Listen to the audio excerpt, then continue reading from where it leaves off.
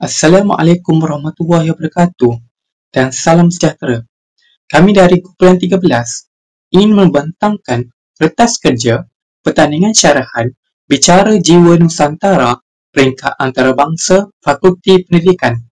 Kami dari kursus LMCR 3202 Bahasa Melayu dalam penulisan pejabat Set 1 Semester 2 Sesi 2024-2025.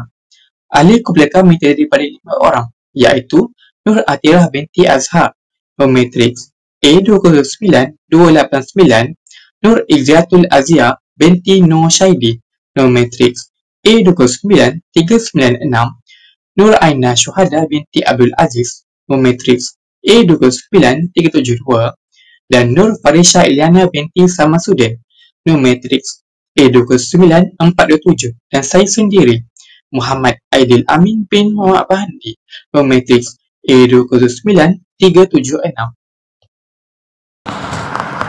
Seterusnya, mengapa program pertandingan syarahan dipilih ialah yang pertama, untuk memartabatkan bahasa Melayu di peringkat global. Hal ini dikatakan demikian kerana pertandingan syarahan memainkan peranan penting dalam memartabatkan bahasa Melayu dengan memperkenalkan keindahan dan kepelbagaian kosakata bahasa Melayu tersebut. Yang kedua, untuk menggalakkan perpaduan dan pertukaran budaya.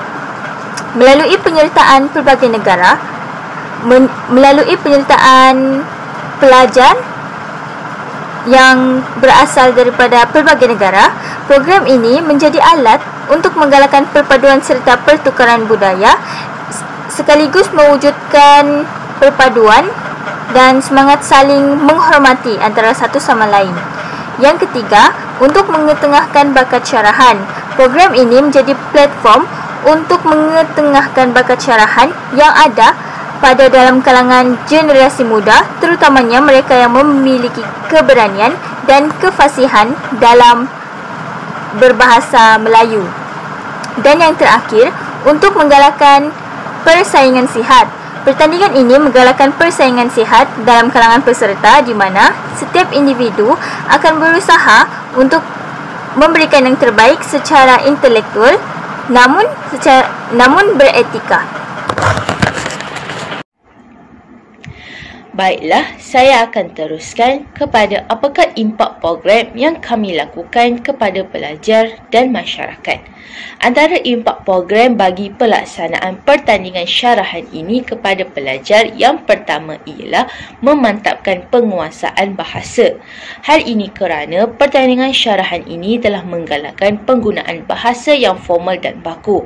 Ini dapat membantu pelajar dalam memperkukuhkan penggunaan bahasa termasuk tata bahasa dan kosakata. Selain itu, impak program kepada pelajar ialah meluaskan pengetahuan. Pelajar perlu melakukan penyelidikan yang mendalam tentang topik syarahan.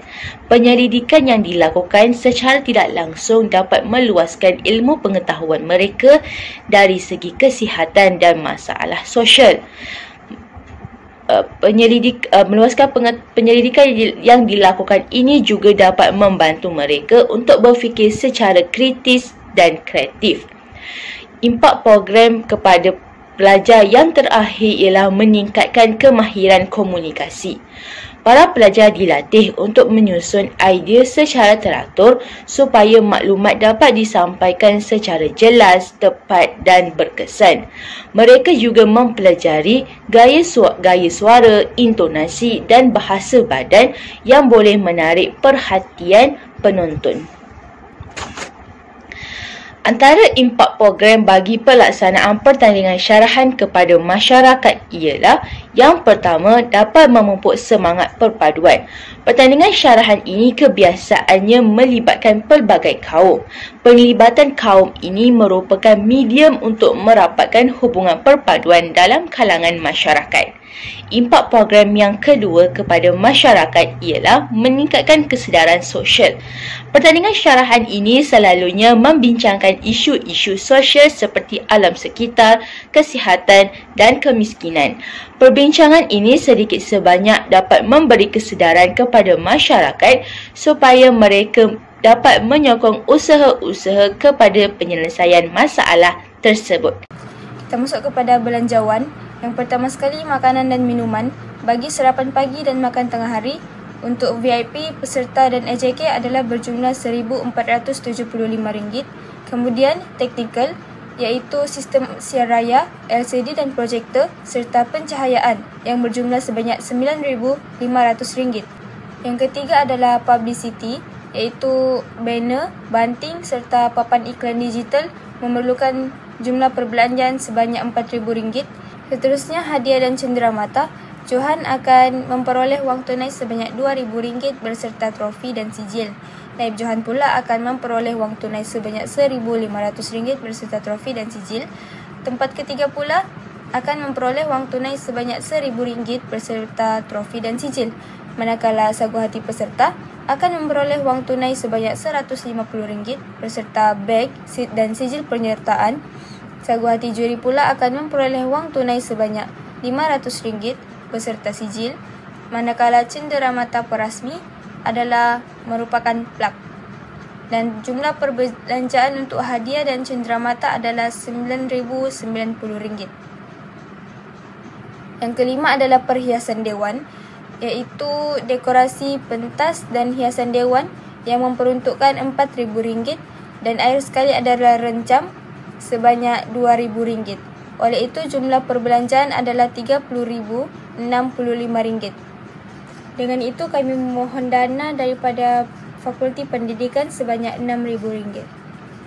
Sebagai kesimpulan, pertandingan syarahan bicara jiwa Nusantara peringkat antarabangsa Fakulti Pendidikan bukan sahaja menjadi wadah pengucapan awam yang memperkasa potensi diri para peserta, malah ia menjadi platform penting dalam memperkukuh jalinan budaya dan persaudaraan serumpun di bawah naungan Semangat Nusantara.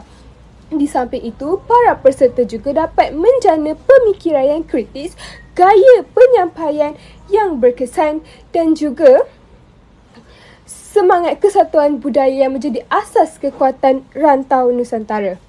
Secara keseluruhannya, pertandingan ini dapat memperkasa identiti Nusantara melalui ilmu, budaya dan perpaduan serta mengeratkan hubungan mahasiswa dari Malaysia, Selatan Thailand, Brunei dan juga Indonesia dan Singapura. Sekian, terima kasih daripada kumpulan 13.